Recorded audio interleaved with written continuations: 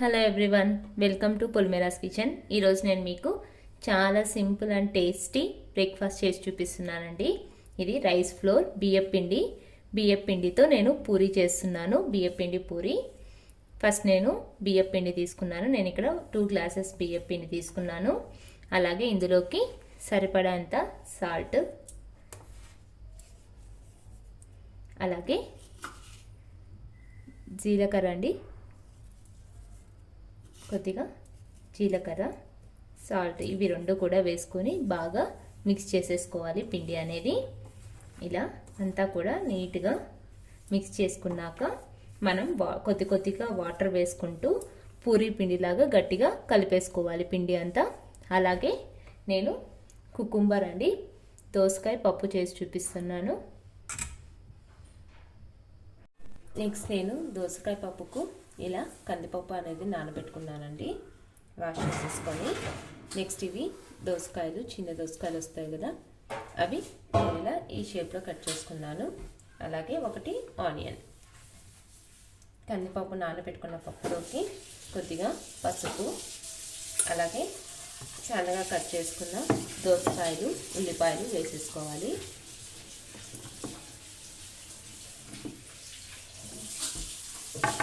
ఇవన్నీ కూడా కుక్కర్లో నేను ఒక 3 విజిల్స్ వచ్చేదాకా కుక్ చేసేసుకుంటాను. చూడండి, ఒక 2 విజిల్స్కి మనకి పప్పు అనేది ఇలా మెత్తగా బాగా కుక్ అయిపోతుంది. నెక్స్ట్ ఇందులోకి నేను ఆల్రెడీ కడిగేసుకొని నానబెట్టుకున్నానండి చింతపండు.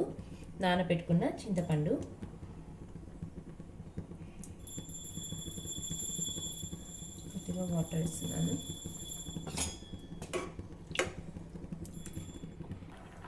నెక్స్ట్ ఇందులోకి సన్నగా కట్ చేసుకున్న కొద్దిగా కొత్తిమీర, కరివేపాకు యాడ్ చేసుకోవాలి. చూడండి, ఇలా చింతపండు వేసాక మనము ఒక 2 మినిట్స్ పప్పు అనేది బాగా కుక్ చేసుకోవాలి. నెక్స్ట్ ఇందులోకి నేను ఆల్రెడీ మిక్సీ చేసుకున్నాను, పచ్చిమిర్చి, సాల్ట్ వేసుకొని మిక్సీ చేసుకున్నాను. ఇది తగినంత కారం పప్పులోకి యాడ్ చేసేసుకోవాలి. ఇలా కారం కూడా యాడ్ చేశాక మనము లో ఫ్లేమ్లో ఒక 2 మినిట్స్ పప్పు అనేది బాగా కుక్ చేసేసుకోవాలి. చూడండి, మనం పప్పు అనేది కూడా మెత్తగా ఇలా స్మాష్ చేసేసుకున్నాను. నెక్స్ట్ నేను పోపు పెట్టుకోవడానికి ఆయిల్ పెట్టుకున్నాను. ఇందులోకి ఎల్లిపాయ వేస్తాను, గార్లిక్ అండి, అలాగే ఇందులోకి ఆవాలు,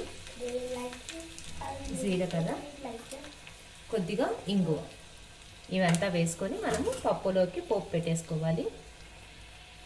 చూడండి, మనకి దోసకాయ పప్పు అనేది ఆల్రెడీ రెడీ అయిపోయింది. నెక్స్ట్ మనము ఆల్రెడీ బియ్యపిండి, జీలకర్ర, ఉప్పు వేసి కలిపి పెట్టేసుకున్నాం కదా, ఈ పిండిలోకి కొద్దిగా వాటర్ యాడ్ చేసుకుంటూ మనము పిండి అనేది పూరీ పిండిలాగా గట్టిగా తడుపుకోవాలి.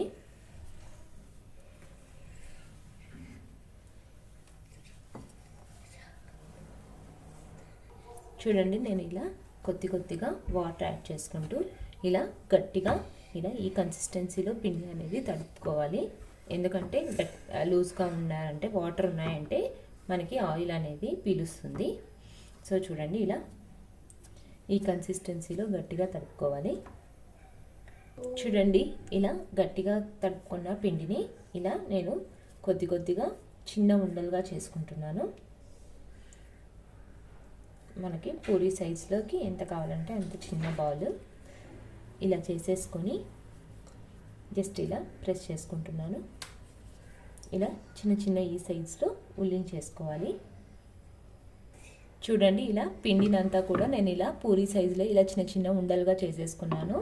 నెక్స్ట్ మనము ఇది ప్రెస్సింగ్ అండి, ఈ ప్రెస్సింగ్ తీసుకొని మనము ఆల్రెడీ ఆయిల్ కవర్ ఉంటుంది కదా, ఆయిల్ కవర్లో ఇలా ఈ చిన్న ఉండలు పెట్టేసుకొని మనము పూరీలాగా ప్రెస్ చేసేసుకోవాలి. పూరీలన్నీ చూడండి ఇలా ప్రెస్ చేసేసుకోవాలి. చూడండి, నెక్స్ట్ నేను ఇలా డీప్ ఫ్రైకి ఆయిల్ పెట్టుకున్నాను. ఆయిల్ హీట్ అయ్యాక ఇందులోకి మనము ఆల్రెడీ చూడండి ఇలా ప్రెస్ చేసుకున్న పూరీ ఉంటాయి కదా, ఇలా ఈ కన్సిస్టెన్సీలో వేసుకుంటే మనకి ఆయిల్ అనేది పీల్చవండి.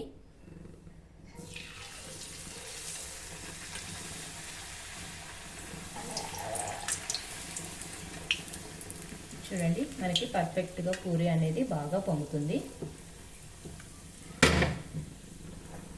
ఇలా వీటిని మనము 2 సైడ్స్ కూడా కాల్చుకోవాలి.